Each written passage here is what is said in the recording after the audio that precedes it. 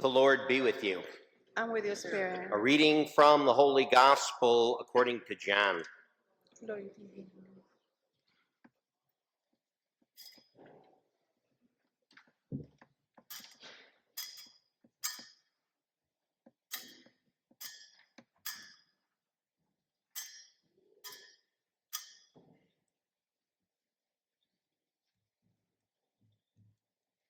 Before the feast of Passover, Jesus knew that his hour had come to pass from this world to the Father. He loved his own in the world, and he loved them to the end. The devil had already induced Judas, son of Simon the Iscariot, to hand him over. So during supper, fully aware that the Father had put everything into his power, and that he had come from God and was returning to God, he rose from supper, took off his outer garments. He took a towel, tied it around his waist. Then he poured water into a basin and began to wash the disciples' feet and dry them with the towel around his waist. He came to Simon Peter, who said to him, "Master, are you going to wash my feet?" Jesus answered and said to him, "What I am doing you do not understand now, but you will understand later." Peter said to him, "You will never wash my feet." Jesus answered him, "Unless I wash you, you will have no inheritance with me." Simon Peter said to him, "Master, then not only my feet, but my hands and my head as well." Jesus said to him, "Whoever is bathed has no need to have his feet washed, for he is clean all over. So you are clean, but not all." For he knew that who would betray him. For this reason he said, "Not all of you are clean." Después de haberles lavado los pies, se puso el manto, volvió a la mesa y les dijo, ¿comprenden lo que acabo de hacer con ustedes? Ustedes me llaman maestro y señor, y tienen razón porque lo soy. Si yo, que soy el señor y el maestro, les ha lavado los pies, ustedes también deben lavarse los pies unos a otros. Les he dado el ejemplo para que hagan lo mismo que yo hice con ustedes. The Gospel of the Lord. Praise to you, Lord Jesus Christ. Christ.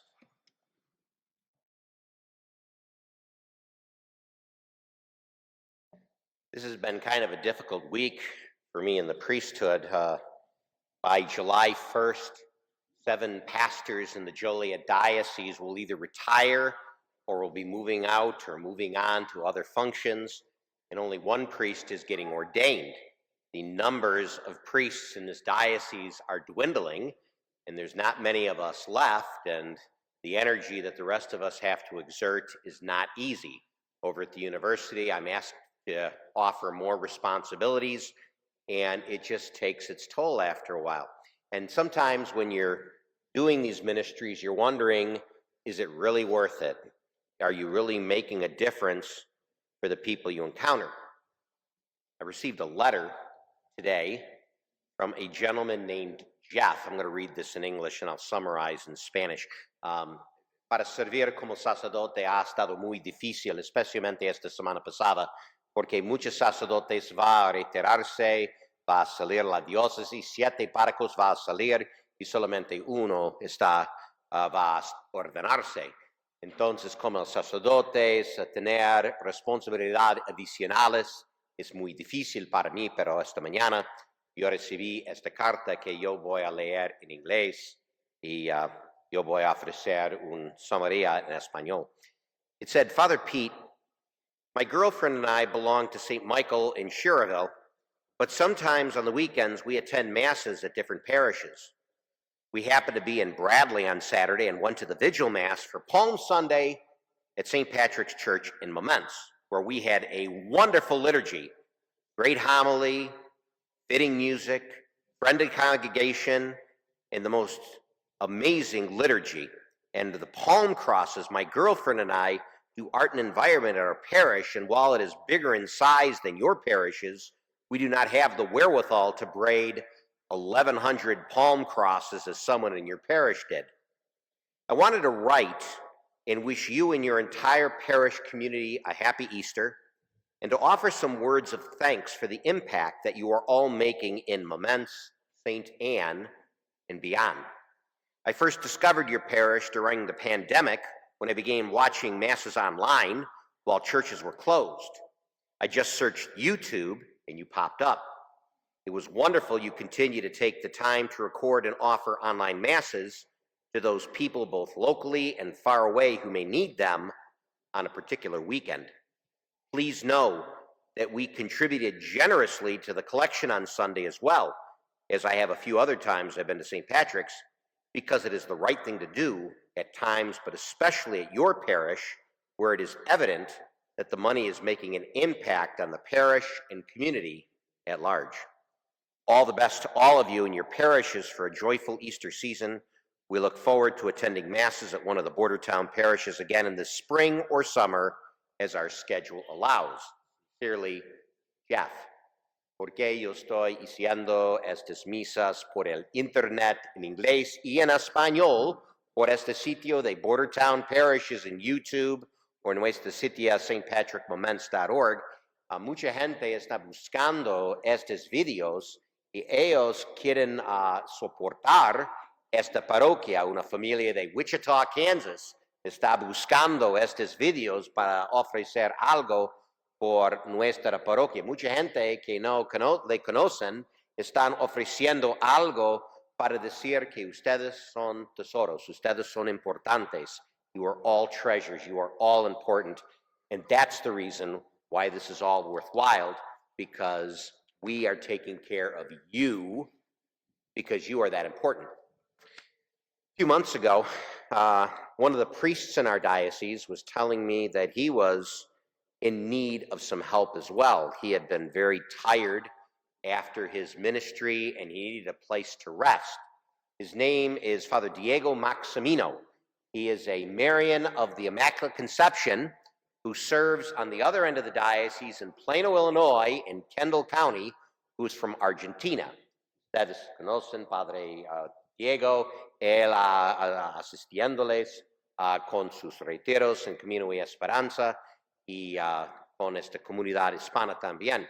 Father Diego has offered missions and retreats on Divine Mercy, which begins tomorrow here in the parish at 9:15 a.m. He has done retreats for me and missions for me at my last parish in Joliet, where I served. Father Diego and I have known each other for quite a few years, and a few months ago, Father Diego had said to me that he just needed a place to rest, and he wanted to come somewhere where he could just have a day where he could just enjoy life and be with people and celebrate Mass. So I said, why not come to the other end of the diocese, to our little slice of heaven? Why not come over here where you can learn about our Hispanic ministry, the most beautiful retreat house in the Diocese of Joliet that's hidden away at St. Anne. And there's all kinds of wonderful things you can do, but most of all, you could rest. So Father Diego came over here and he got that rest that he so needed. And he actually had an opportunity to celebrate a Mass at the retreat house at Camino y Esperanza. Yo voy a confesar las siguientes palabras sobre enfermedad de Padre Diego y hermano Giovanni, y todo este coro es el tema de esta homilía hoy, pero es un buen tema, porque cuando nosotros vivamos esta vida en medio de la gente con esta enfermedad y nosotros tenemos esta enfermedad como resulta, es muy importante saber por qué nosotros queremos servir a los demás, toda la gente con sus condiciones graves.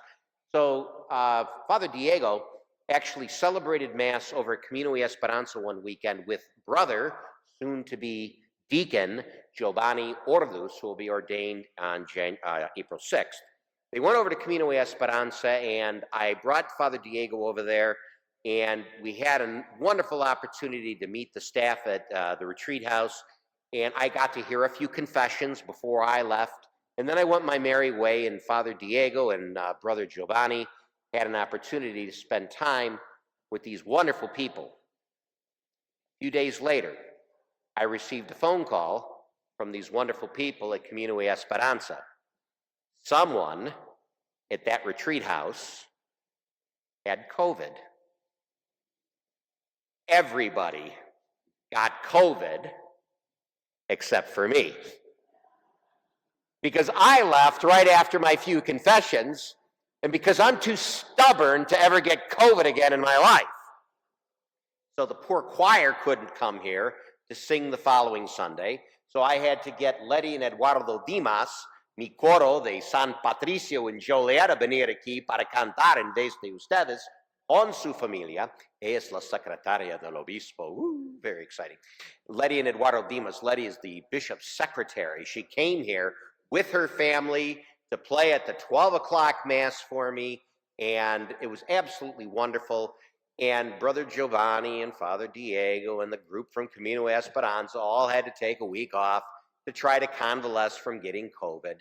But you know, part of this is that if you're going to do the ministry, and if you're going to be in the middle of groups of people, these are the things that happen.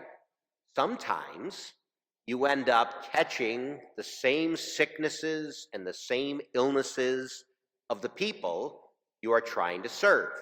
And I was thinking about that because there is only 13 saints associated with the United States. One of them, actually 2 of them, actually had to do just that in their ministry. Ustedes conocen la historia de Damián de Molokai, este sacerdote, un religioso de Sagrado Corazón. Él fue ordenado en 1846 en Honolulu, Hawaii. Yo quiero ordenarme en Honolulu, Hawaii también. Damian Molokai was ordained a priest somewhere around 1846 in Honolulu, Hawaii. He was from Belgium. He was a priest of the Sacred Heart. He decided in his ministry that he was going to devote his missionary spirit to living in Molokai, which sounds really exciting, but that was in a time in our country's history where we took all the people who suffered with what we call today Hansen's disease or leprosy. They stuck everyone with leprosy on that island. On the 6th Sunday of Ordinary Time, we read the stories from the first reading and from the Gospel about how we treated lepers back in Old Testament times. They had to wear a bell. They had to scream unclean. They had to be away from everyone else because they were malhechores de la enfermedad. But not with Jesus. Not only did he welcome them into his life, he cured them, he healed them, not because of the illness, but because of their faith, because of their love. Damián de Molokai y Marianne Pope, los dos santos en la iglesia, decidieron a crecer hospitales, iglesias, escuelas para la gente con esta enfermedad. Damián recibió esta enfermedad porque de su trabajo. Hay una foto de Damián antes de esta enfermedad en el año de su ordenación y una foto de él después de esta enfermedad muy malo. There's actually online, when I have this mass, a picture of Damian Molokai at the beginning of his ordination and what happened to him after he contracted the disease. Why would someone that crazy go to that island to minister to people knowing that you're probably going to catch the same disease to which you are ministering? Because he loved the people he served, and he was willing to pay the price for the people he loved. Jesus was willing to serve. Jesus was willing to come down. Jesus was willing to pay the price for the sins of humanity.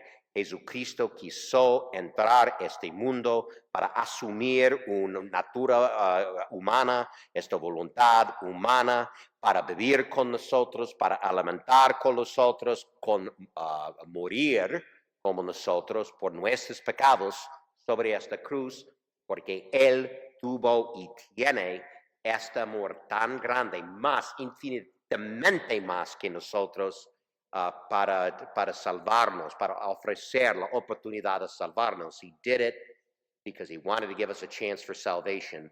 So he took it on. He took on the illness. He took on the sin. He was able to conquer Satan. If we understand that, then you understand why I am here in Momence. I am here at St. Anne. I am here to minister to people like Jeff, and I am here to minister to you. You are here because in these 3 days, you are witnessing what Jesus was willing to do for us by giving us his life for our salvation. Because of COVID and all the other reasons, I don't do the washing of the feet. If you lose me, there ain't anybody left to come here, so I don't take chances. But think about all the other traditions, the signs, the symbols, the rituals, the use of incense, the procession of the Blessed Sacrament, adoration of the Blessed Sacrament, confessions after Mass, venerating the cross tomorrow, Via Crucis, veneración de la Santa Cruz, adorar este Santísimo Sacramento, confesarse después la misa. Hay muchas oportunidades a recibir la gracia porque Jesucristo quiere ofrecer esta gracia a los demás. Es mi honor y privilegio a servir como Cristo. Es su honor y privilegio a servir como Cristo. Esta es la razón que yo doy gracias a todos ustedes que están sirviéndoles en el nombre de Jesús. You know, I was last week when we were doing all these cards to the homebound, and the students from Christendom College were wondering why we were doing that. I received a package this week. I received a package from one of our mothers of 2 daughters who came here from Christendom College to do mission work. I have no idea who Vanessa is. Is Vanessa here who's going to get baptized? She's not here? Well, for some reason, they decided to get her a gift. They made a gift. They put it in her bag, and they told us, make sure Vanessa Martinez knows that she is at least loved by this one family. They have never met Vanessa Martinez, but she wants them to know, at least one family, that we care. Imagine if we did that for people we don't know. If we do it for the Harbor House, we do it for the food pantries, we do it for the Veterans Home, we do it for the people around us. What a blessed world we would have. Please know it's my honor and privilege. It's a tough life being a priest, but it's a blessing as well, because you are the blessing. You are the result of the fruits of this labor. Don't ever stop serving and loving each other. Please know I really do love you in God's name, my shortcomings and all. Just keep doing what you're doing. Keep loving God like Christ loved us. Let's share that love with the people that we meet. This is our prayer.